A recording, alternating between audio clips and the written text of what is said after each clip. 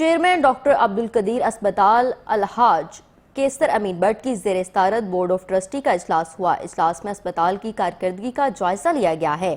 اجلاس میں Sohail Mughal, general secretary doctor Shaukat ویک، ٹرسٹی سعید احمد، ایڈوکیٹ محمد مدثر چودھری، اعجاز بٹ نے شرکت کی۔ اس موقع پر کوارڈینیٹر محمد کیسر بٹ، نعیم چٹھا، مرزا حبیب، سلیم رحمت اور راجہ نعیم بھی موجود تھے۔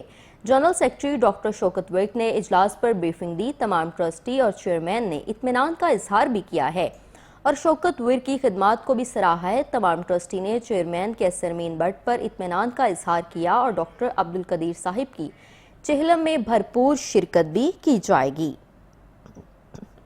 چیئرمین ڈاکٹر عبدالقدیر اسپتال الحاج کیسر امین بٹ کی زیر صدارت بورڈ آف ٹرسٹی کا اجلاس ہوا ہے۔ اجلاس میں اسپتال کی کارکردگی کا جائزہ بھی لیا گیا ہے۔